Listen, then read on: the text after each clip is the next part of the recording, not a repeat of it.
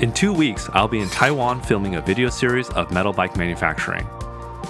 About a month ago, I thought it'd be a great idea to bring a fixie to ride around Taiwan. The problem is, I don't own a fixie. Luckily, I build fancy bikes.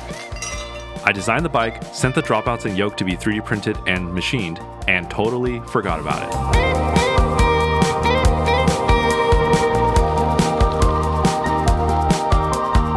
Fast forward to this week and my custom parts showed up. I guess I'm really building this bike.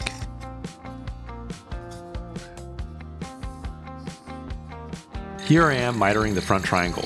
To make things more difficult, I'm making this frame out of titanium. Nick leaves for Sedona Mountain Bike Fest on the 11th, so I have less than 2 weeks to build up this frame. So why are we going to Taiwan? Taiwan has some of the best metal bike manufacturing in the world. I went last year and I learned so much, but regretted not making any videos to share with you all. This time, I'm going with my friend Ashley to make behind the scenes videos and to work on production projects for Newhouse and Artifact. Back to the fixie build. This is how we machined the slot on the seed tube. Pretty satisfying, isn't it? All these little steps add up to take quite a while. Here's a random head tube that we had laying around. I trimmed it down to 170mm to fit my design. Now for the bottle bosses. I'm going to tell you guys a secret. I accidentally drilled the holes on the wrong side of this down tube, so I had to start over.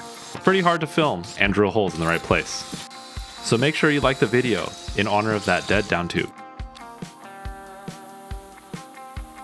This video follows my fixie build, but simultaneously, Nick and I also have to build frames for Newhouse Metalworks and Artifact. I have to work overtime to make sure this fixie does not disrupt our build queue. This is the chainstay subassembly, the hardest to build and most important part of the bike. Right now I'm bending the second bend of the chainstay. It requires a lot of effort to make sure that it's clocked correctly with the first bend. When you bend a tube, you push it past its yield strength, which plastically deforms it. The tube naturally wants to spring back. That is why you see me bending the same tube twice. First is a guess to get it close, the second accounts for the spring back. Here, it lands on the target 12 degrees.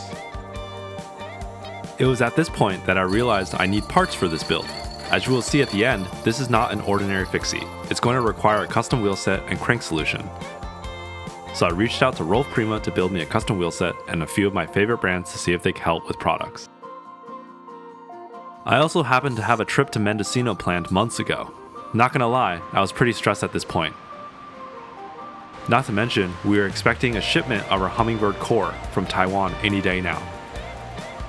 Surprise, that day was today. A gigantic thanks to all of you. We sold more than half of our Hummingbirds before our frames even arrived. We got our sample frames 6 months ago, and I forgot to photograph our yellow bike for the website before we sent it to our test rider. There we go. So now, here it is. Good news for you, the yellows are now on the website and in stock. We spent the next few days shipping out all of our customers' frames. At this point, there's only a few days left to get this project done, and I'm hating my life choices. Why do I always get so ambitious and overcommit myself? It's already difficult enough to travel to Taiwan to work on new products, let alone film a YouTube series, let alone bring a bike, let alone build a titanium fixie last minute. At this point, I was too committed. Only a few more steps to go, but no room for error. Projects are meant to be finished.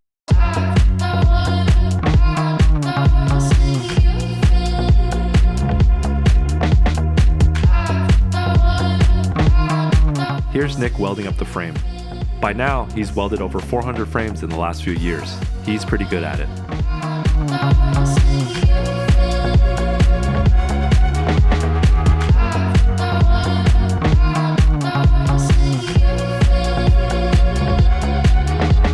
This part was sketchy. We had to use the boring tool to remount the press fit 30 bottom bracket.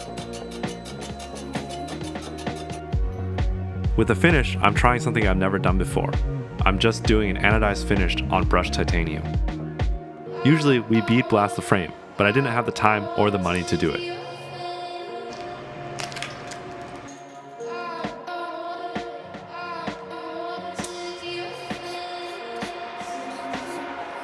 The reveal.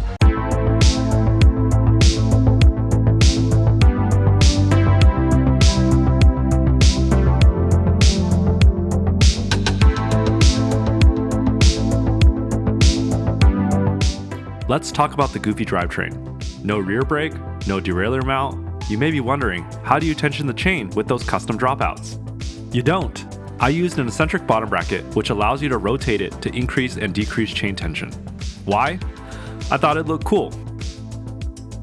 Big thanks to Rolf Prima, they built this totally custom wheel set for me in less than a week. Also, check out those 5-dev cranks. Did someone say limited edition? I'm using a direct mount BMX chainring. It allows me to use a wide single speed chain.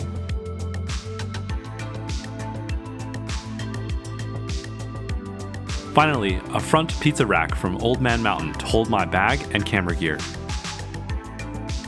I'm really happy with how this build came out. Realistically, we built this in only 4 days. When doing such a weird, custom design, there's always a chance that something won't fit, but everything came together perfectly. Sometimes, bad ideas are the best ideas. Now off to Taiwan.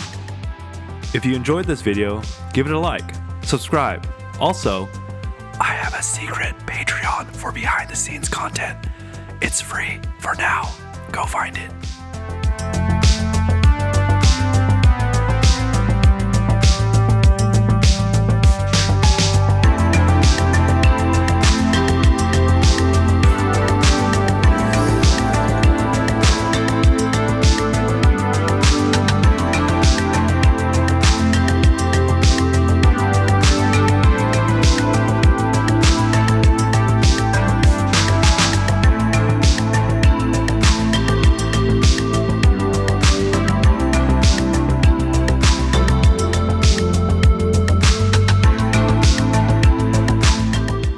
Plane, train, another train, a taxi, and finally we made it to Taichung. I'll be posting a new video every week from this trip, so make sure you're subscribed. I really appreciate you guys watching these, so thanks a lot.